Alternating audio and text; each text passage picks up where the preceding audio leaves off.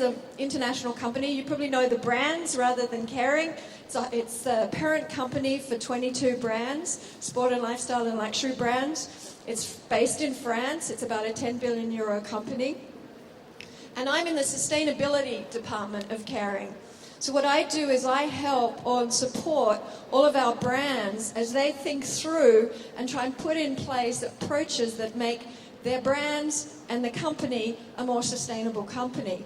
And the reason that we're doing that is well, there are several reasons, but one of the main reasons is that it's driven from the very highest level of the company, where the chairman and CEO, François-Henri Pinault, actually fundamentally believes that a more sustainable business is a smart business, that in fact that we should look across our business, our entire business, understand what impacts we have on the environment and on society, and look for ways of mitigating those impacts and actually finding more positive ways of doing business. So it's a deeply seated philosophy and strategy within the business to understand our impacts on the environment and really do something about it through our business, not just through philanthropy, but through our business itself, and change our business practices.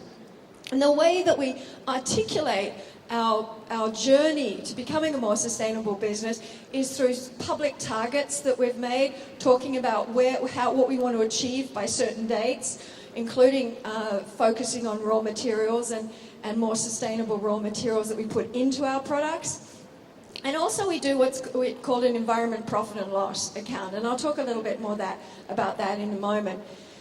What I want to focus on today is firstly the EP&L and then also the sustainable sourcing, because the how that we become a more sustainable business does in fact come back to the way we source our raw materials, because in a company like ours, it's not so much the land that we own, while we do of course have shops and factories, and we need to make sure that they are efficient and responsible and sustainable in the way they're managed. We don't own land like April does. So we have diverse global supply chains, and in fact it's the way those supply chains work and interact, impact and depend on natural capital is where that we really need to focus our attention if we want to become a more sustainable business. So let me just talk a little bit about natural capital. Here's a definition of natural capital. Now, on the one hand, as a biodiversity conservationist and a biologist, I thought natural capital was, at first, when I started getting into the more corporate side of things, I thought it's a shame that natural capital seems to take us away from talking about biodiversity and talking about ecosystems and nature.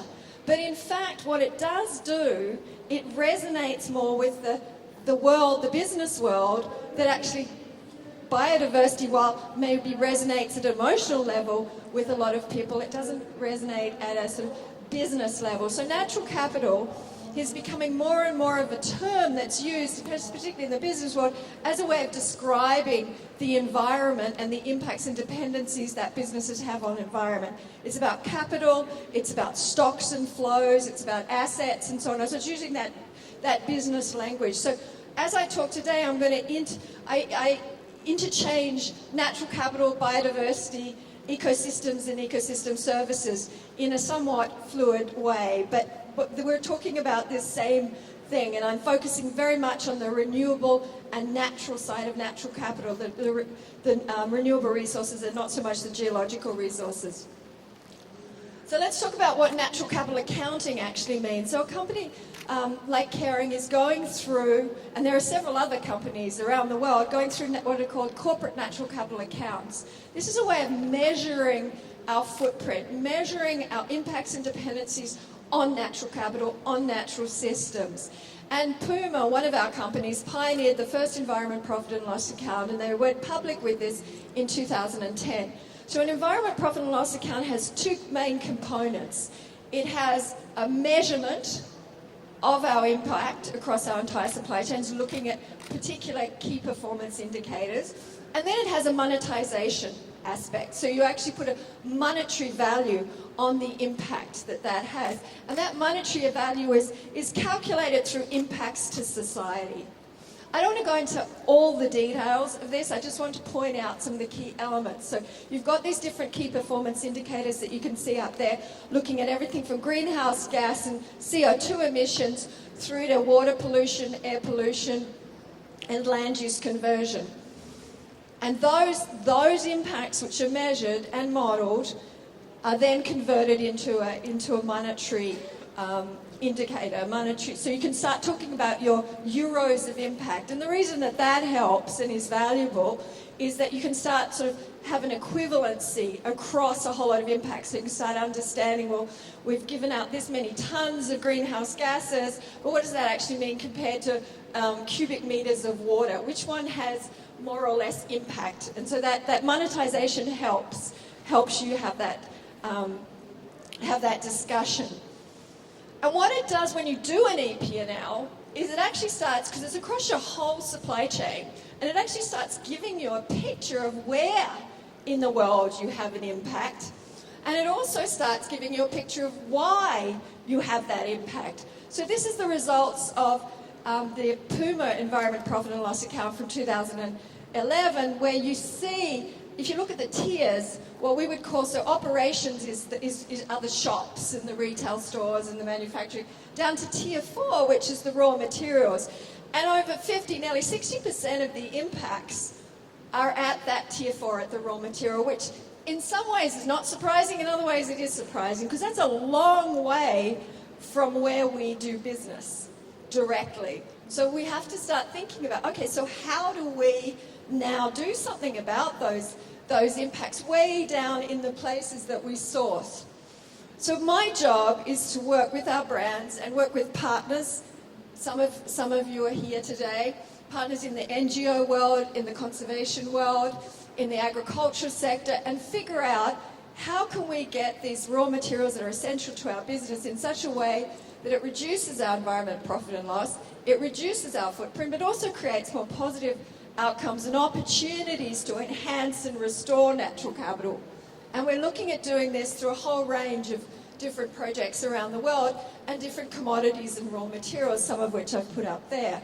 Now, I come from 25 years of conservation and development projects, so I do know a little bit about what it takes to do sort of sustain conservation in the field and linking that back to development. And I think we've had some really interesting examples this morning on how you can actually do a sort of sustainable production and how that can link back to protected areas, link back to biodiversity conservation. But it's not easy. It's really challenging. And I think there's a lot of work still to be done on defining what does a sustainable production landscape actually look like? How do you actually link in protected areas to the sustainable production of wool, for example, in Patagonia or Tasmania or New Zealand? How do you articulate the natural capital impacts of cotton production? And how do you articulate where that can be more sustainable or less sustainable, showing that organic production, for example, of cotton can be much better for natural capital? There's a lot of work still needs to be done on how you can articulate that and getting the measurement and the indicators and the monitoring that goes into to show back to business this is a sustainable system.